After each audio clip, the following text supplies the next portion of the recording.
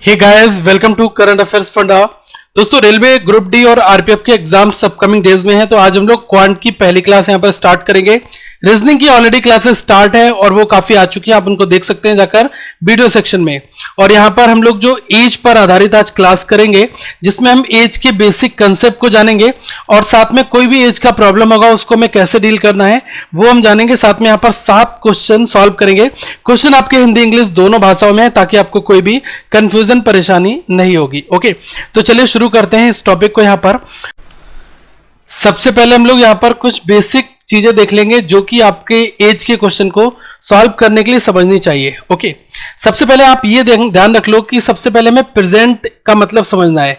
अगर कहीं पर आपको प्रेजेंट एज मतलब कि जो वर्तमान आयु है उसकी बात की जाए, तब आपको क्या करना है। देखो, जो हम मेन सिनेरियो लेकर चलेंगे वो होगा वर्तमान का। इसके आगे क्या होता है आप सभी बताओगे, फ्यूचर होता है, मतलब कि भविष्य। ठीक है, और इससे पहले क्या होता है, ये होता है आपका पूर्व, मतलब कि पास। ठीक है, अब यहां पर मैं 2-3 चीजें आपको बता दे रहा हूं कि कैसे कैसे क्वेश्चन में लैंग्वेज आपकी यूज होती है। ओके, जैसे अगर मैंने कह दिया कि प्रेजेंट एज जो है किसी पर्सन की पी है। ओके, पी ईयर, पी साल का कोई पर्सन है। और अगर मैंने कहा फ्यूचर की अगर मैं बात करूं तो लैंग्वेज में लिखा होगा आफ्टर। ठीक है, बाद में, 4 साल बाद, 5 साल बाद, तो ये फ्यूचर की बात की जा रही है। ओके, जैसे मैंने लिख दिया कि आफ्टर एक्स ईयर, मतलब कि एक्स साल के बाद में। तो यहां पर अगर किसी भी पर्सन की प्रेजेंट एज पी है तो एक्स ईयर के बाद में क्या हो जाएगी, ये हो जाएगी पी प्लस एक्स, पहली चीज। अब अगर यहीं पर मैं कहूं कि पास्ट, पूर्व में बात की जाए, अगर अभी पी है और मैंने कहा एक्स ईयर एगो, क्वेश्चन में इस तरीके से दिया होता है एक्स ईयर एगो, तो ये क्या बात कर रहा है, ये कर रहा है आपकी p माइनस एक्स की बात कर रहा है। ठीक है, ये आप यहां पर ध्यान रख लेना। ठीक है, इस तरीके से हम क्वेश्चन आगे बढ़ेंगे। अब जैसे मैं यहां पर ये कह दूं कि यहां पर 8 है। ठीक है, 8 साल एज दे दी गई और ये कहा गया कि ये जो है 4 साल पहले थी। ठीक है, 4 साल पहले उसकी एज कितनी थी, 8 साल थी। तो वर्तमान की बात कैसे की जाएगी, ये जो 8 है ना, इसमें जब आप 4 जोड़कर यहां 12 पे पहुंच जाओगे तो वर्तमान एज हो गई कितनी, 12 साल आपकी। अब मैंने कहा 4 साल पहले, तो देखो 12 माइनस 4 किया, तभी तो ये 8 साल निकल कर आ रहा है। तो हमने क्या करा, p माइनस एक्स, मतलब कि जो प्रेजेंट की वैल्यू है वो, और इसमें से जो ईयर दिए हुए हैं पहले की बात की जा रही है उनको हम लोग माइनस करते हैं। ठीक है, इतना हो गया बेसिक। कभी कभी आफ्टर एक्स जैसे लिखा है आफ्टर एक्स ईयर, तो इसकी जगह पर क्या आपको मिल जाएगा, इसकी जगह पर आपको मिल जाएगा x year hence, x year hence, मतलब लिखा है आफ्टर एक्स ईयर या फिर एक्स ईयर हैंस। तो ये दोनों बातें बराबर है इंग्लिश वालों के लिए। बाकी आपको लिखा यही मिलेगा कि एक्स साल के बाद इतनी आयु हो जाती है। तो ये फंडा बेसिक हो गया। ओके, इसके अलावा ज्यादा कुछ नहीं है। अब आ जाओ प्रॉपर क्वेश्चन के ऊपर और यहां पर हम लोग क्वेश्चन को सॉल्व करते हैं। सबसे पहला क्वेश्चन यहां पर है, ऑप्शन भी दिए, हिंदी में प्रॉपर क्वेश्चन है। इसमें लिखा है a person present age is 2/5 of the age of his mother. After 8 years he will be 1/2 of the age of his mother. How old is the mother at present? मतलब ये question कह रहा है कि कोई एक पर्सन है और उसकी जो प्रेजेंट एज है, वर्तमान आयु है, वो उसकी मदर जो है, उसकी माँ है, उनकी कितनी है, 2/5 है। फिर कहा गया कि 8 साल के बाद, आफ्टर 8 years, मतलब कि 8 वर्ष के बाद क्या हो जाता है कि वो अपनी मम्मी की उम्र का आधा हो जाएगा, मतलब कि ही विल बी 1/2। 1/2 का मतलब होता है हाफ, 1/2। ठीक है, वो हो जाएगा अपनी मदर की एज का। तो आपको उसकी मदर की प्रेजेंट एज, वर्तमान आयु जो है वो बतानी है आपको।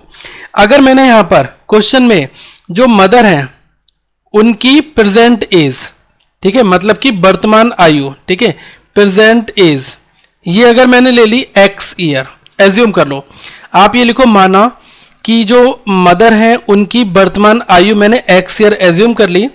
तो अब यहां पर क्वेश्चन के अकॉर्डिंग जो पर्सन है उसकी जो प्रेजेंट एज है वो 2/5 है। ओके, तो यहां पर जो पर्सन होगा उसकी जो एज होगी वो क्या होगी, 2/5 एक्स, इतना हो गया।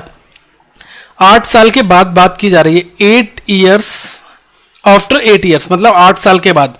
तो देखो मैंने आपको अभी बताया था ना, 8 साल के बाद क्या हो जाएगा, ये हो जाएगी x + 8। और अगर मैं यहां पर बात करूंगा, ये वाली चीज, तो ये वाली चीज भी तो आपकी 8 साल इसमें भी इंक्रीज हो जाएंगे। ये कितना हो जाएगा 2/5 x + 8, ठीक है, 8 साल के बाद ये हो गया। फिर लिखा है 8 साल के बाद ही will be 1/2 of the age of his mother, अपनी मदर का हाफ हो जाता है। तो यहां से इक्वेशन क्या बनेगी 2/5 x + 8, ये किसके बराबर है, हाफ हो जाएगा मदर का, और मदर 8 साल बाद कितनी हो जाएंगी x + 8, ठीक है।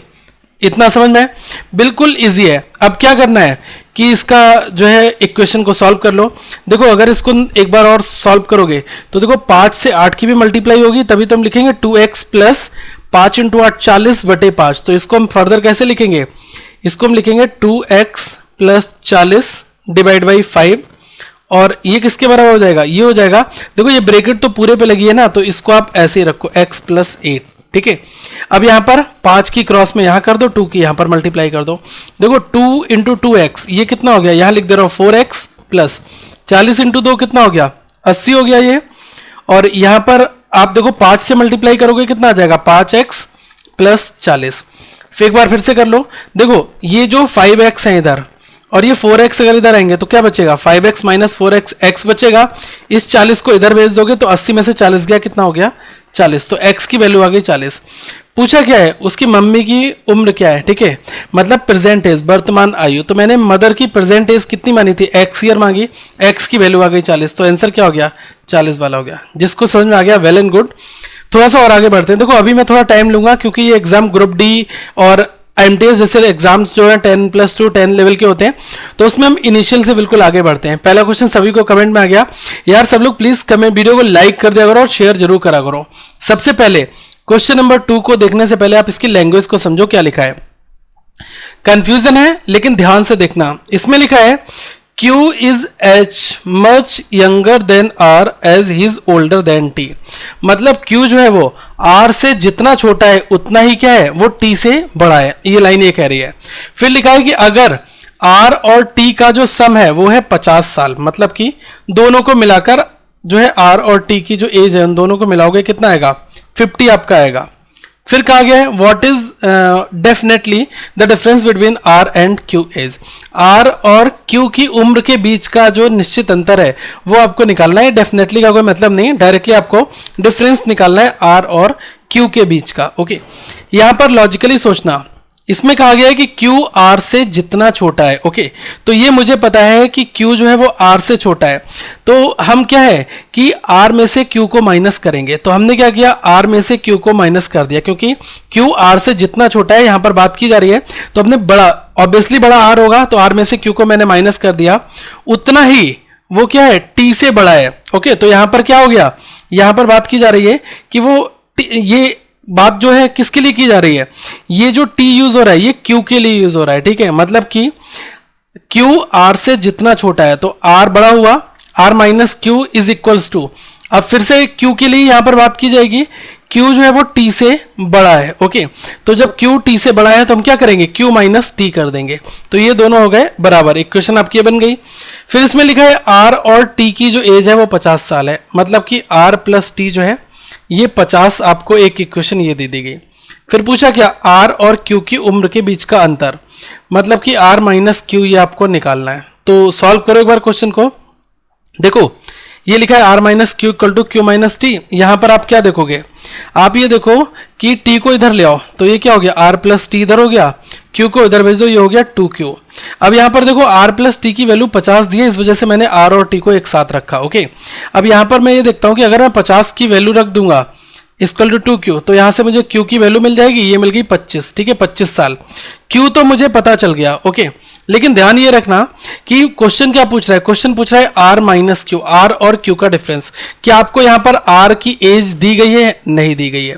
किसी भी ऐसी इक्वेशन से Q की वैल्यू रखकर आप R की एज नहीं निकाल सकते। तो डेटा इनएडिक्वेट का मतलब होता है कि जो डेटा दिया गया है वो पर्याप्त नहीं है इस क्वेश्चन के आंसर करने के लिए। तो लास्ट में आपको फाइनली ऑप्शन डी यहां पर चूज करना होगा। ठीक है, इतना आ रहा है समझ में। चलो अब आगे थोड़ा सा बढ़ते हैं नेक्स्ट क्वेश्चन की ओर। अब यहां पर क्वेश्चन नंबर 3 की हम बात करते हैं। देखो इसमें क्या लिखा हुआ है, if 4 years ago the ratio between the ages of P and Q was 5:6, and the sum of their ages at a present is 52 years. What is the ratio of their present ages? मतलब कि 4 वर्ष पहले P और Q के बीच में जो उनकी आयु है उसका अनुपात कितना दिया है? 5:6। फिर पूछा है वर्तमान में दोनों की जो आयु है वो कितनी है? ये है 52। ये करंटली दी है वर्तमान में, प्रेजेंट एज। तो पूछा है कि प्रेजेंट एज का जो रेशियो है, अनुपात है, वो निकाल कर दिखाओ क्या होगा। अब देखो यहां पर जो भी चीज मैंने बताई वही करेंगे। मैंने यहां पर प्रेजेंट मतलब कि वर्तमान मैंने यहां पर ये ले लिया, ठीक है। इसको हम पी से कंसीडर कर रहे हैं, ठीक है। ये प्रेजेंट है। यहां पर क्वेश्चन कह रहा है 4 साल पहले, ठीक है। 4 साल पहले जो रेशियो है पी और क्यू का, तो ऑब्वियसली यहां पर क्या होगा? 4 ईयर्स एगो। 4 साल पहले जो रेशियो है पी और क्यू का वो कितना है? ये दिया गया है 5:6। अब यहां पर प्रेजेंट में मुझे P और Q की दोनों की वैल्यू मिलाकर कितनी दी है? ये दी है 52 साल। ये क्वेश्चन में दिया गया है। हमसे क्वेश्चन पूछ रहा है कि प्रेजेंट एज का रेशियो आप निकाल दो। देखो अगर मैं यहां पर P और Q को 5:6 मान रहा हूं तो ये कितना हो गया? 5x हो गया, ये हो गया 6x, ठीक है।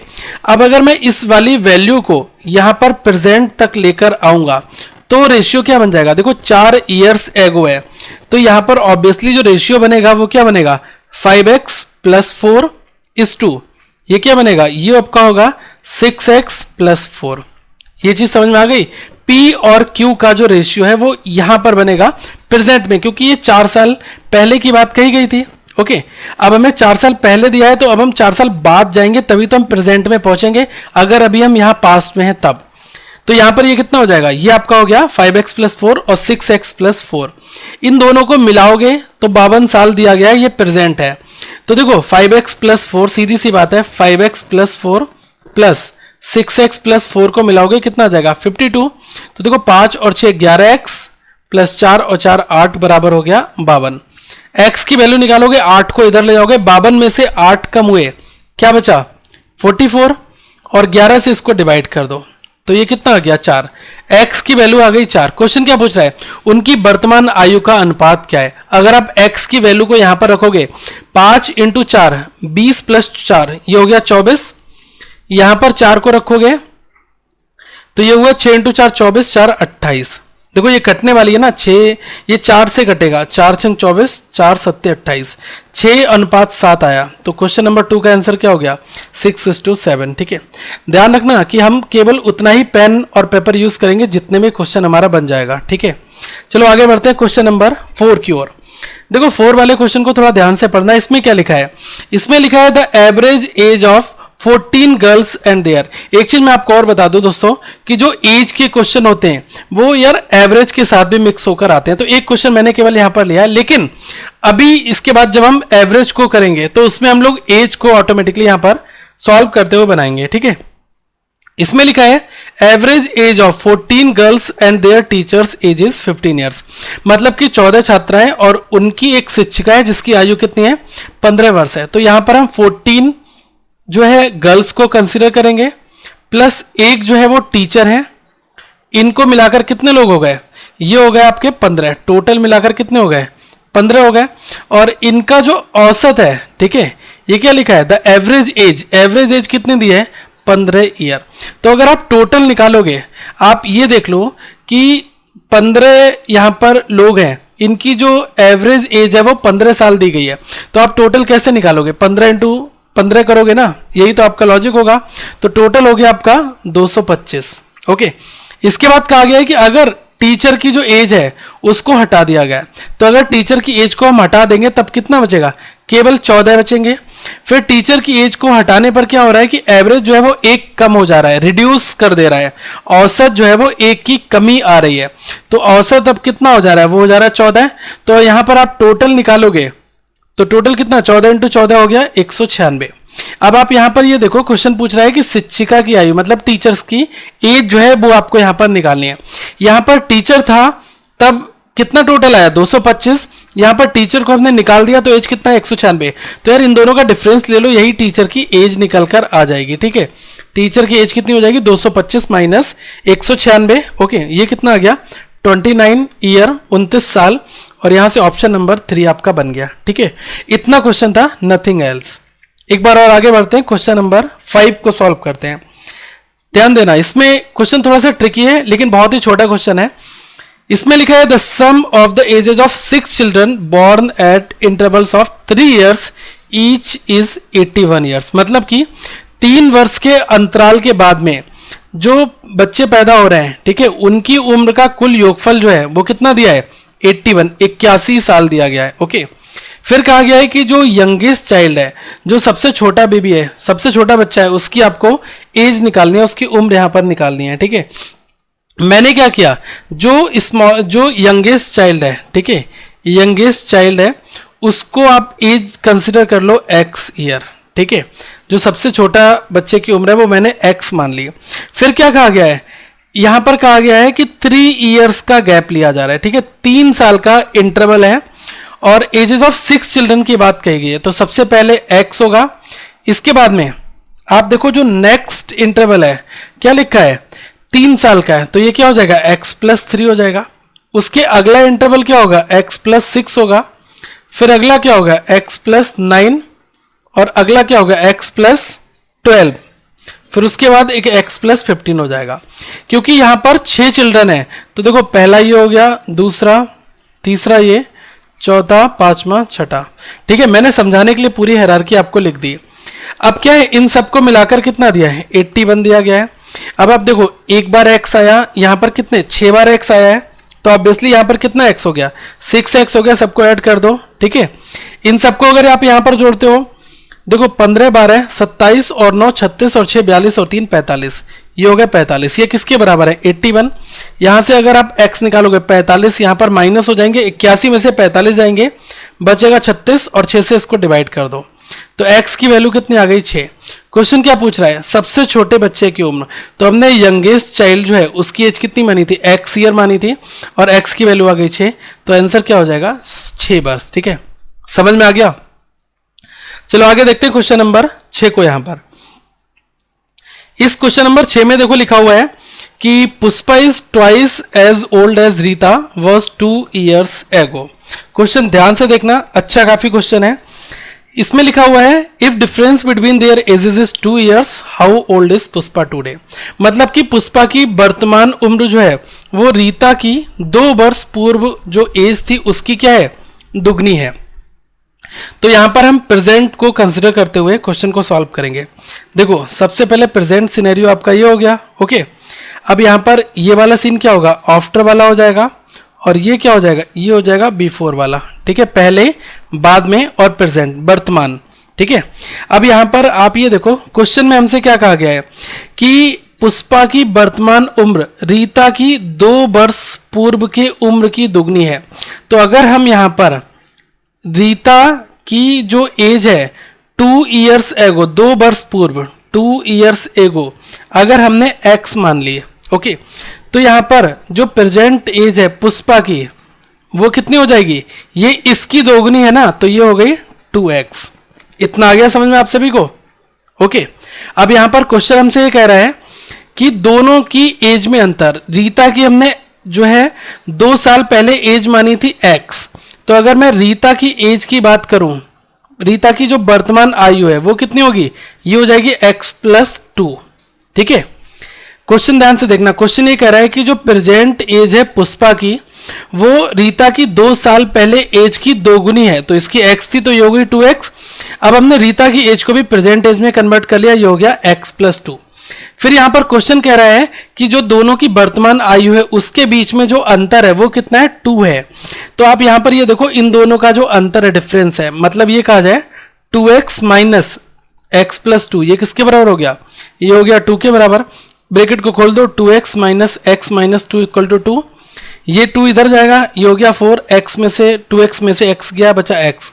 x की वैल्यू कितनी आ गई, 4 आ गई। क्वेश्चन पूछ रहा है कि पुष्पा की वर्तमान उम्र क्या है। अगर x की वैल्यू मिल गई तो पुष्पा की जो वर्तमान एज वो क्या है, 2x है, तो देखो 2 × 4 कितना हो गया, 8 साल, तो 8 ईयर आपका आंसर यहां पर बन जाएगा। ठीक है, कुछ नहीं किया, केवल कंसेप्ट को समझा और यहां पर हमने अप्लाई कर दिया जो डेटा हमारे क्वेश्चन में दिया गया था। ओके, आगे देखते हैं क्वेश्चन नंबर 7 को। देखो 7 में ध्यान से देखना क्या लिखा हुआ है। इसमें लिखा है a father is 30 times older than his son. तो यहां पर है कि एक पिता जो है वो अपने बेटे से 30 गुने बड़े हैं। तो यहां पर हम क्या करते हैं कि जो सन है उसकी आयु जो है वो हम x ईयर एज्यूम कर लेते हैं। ठीक है, हमने x ईयर मान लिया। अब क्वेश्चन हमसे कह रहा है कि 18 ईयर्स लेटर, 18 साल के बाद ही will be only thrice as old as his son. मतलब कि 18 साल के बाद क्या होगा, वह अपने बेटे से 3 गुने बड़े होंगे। ओके, तो पिता की वर्तमान आयु आपसे पूछी गई है। अगर हमने सन की एज जो है x ईयर मान ली है, फिर लिखा है अ फादर इज 30 टाइम्स, ठीक है, 30 गुना। तो आप यहां पर देख लो जो फादर है उनकी एज कितनी हो जाएगी, अगर ये x है तो ये हो गई 30x। अब कहानी स्टार्ट होती है 18 साल बाद। ठीक है, तो 18 साल बाद 18 ईयर्स लेटर लिखा है इस वजह से। देखो 18 साल के बाद ये क्या हो जाएगा, ये हो जाएगा x प्लस 18 और ये क्या हो जाएगा, ये हो जाएगा 30x प्लस 18। ठीक है, क्वेश्चन की इक्वेशन में देखना कि 18 साल के बाद ही will be only thrice as old as his son. मतलब कि ये जो वैल्यू है पिता की 30x प्लस 18 है, ये 3 गुने होगी किससे, 18 साल बाद जो सन है उसकी एज की। तो ये क्या हो गई x प्लस 18। अब देखो 18 साल बाद है तो दोनों सिचुएशन आपको 18 ईयर्स की लेकर यहां पर चलना है। अब यहां पर सॉल्व कर लो इसको, 30x प्लस 18, ये हो गया 3x प्लस 54।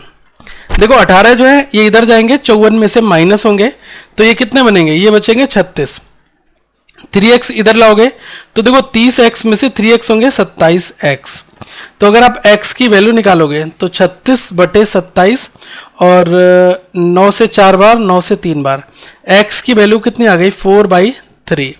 क्वेश्चन क्या पूछ रहा है, पिता की वर्तमान उम्र क्या है। देखो ये तो हमने 30x लेकर हम चले थे ना यहाँ पर। ठीक है, तो x की वैल्यू आपको मिल गई, 30x की वैल्यू निकाल दो, 30 इंटू 4/3, 3 से 10 बार गया, 10 इंटू 4 हो गया 40 साल।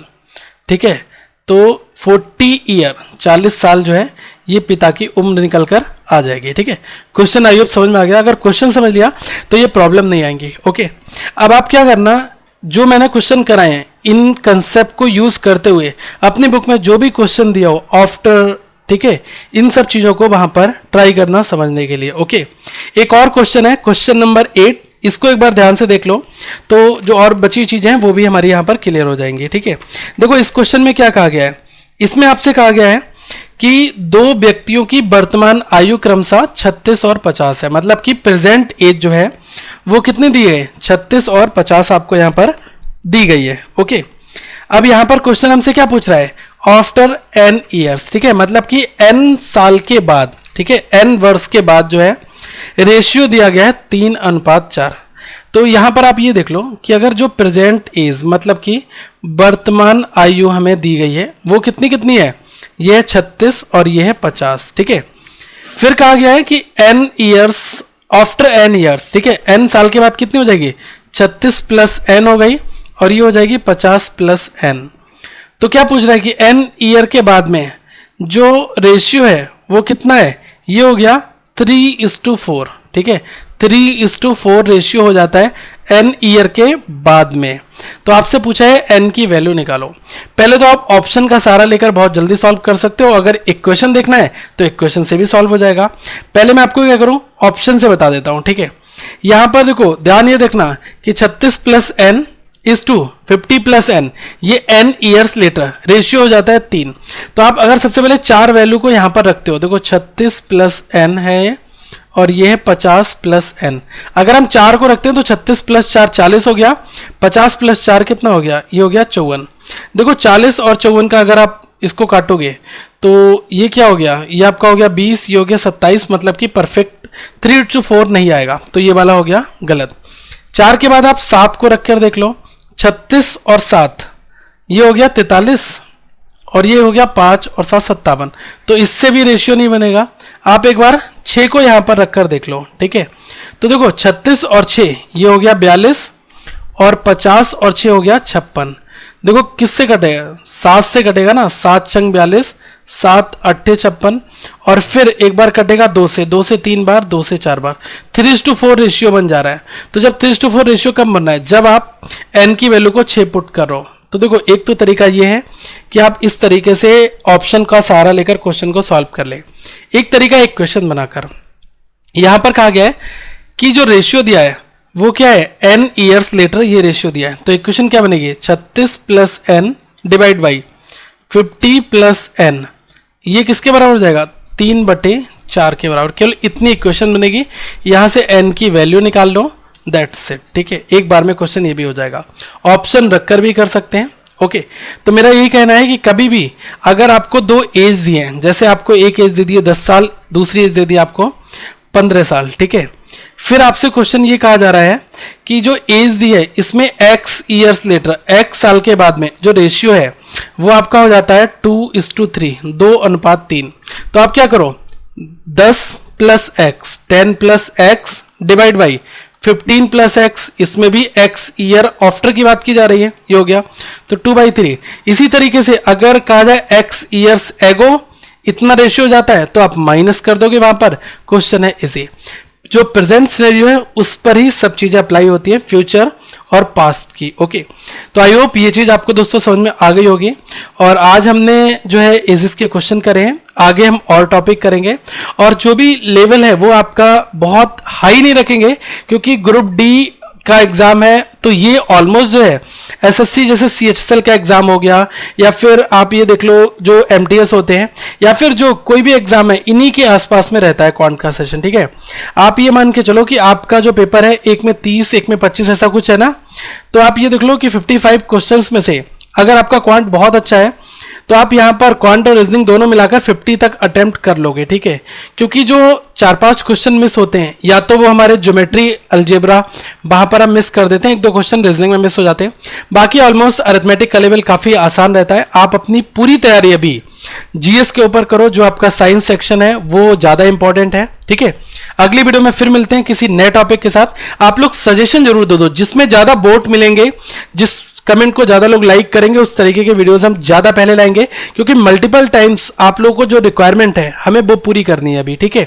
अगली वीडियो में फिर मिलते हैं। यहां पर प्लेलिस्ट दी गई है, आप इसको देखो। अगर वीडियो पसंद आया तो यार लाइक कर डालो, शेयर कर डालो, और अपने दोस्तों को भी इस चैनल के बारे में बताओ, ताकि वो लोग भी यहां पर आए और अपनी वीडियोस, अपने कंसेप्ट को यहां पर क्लियर कर पाए। Thank you, have a good day.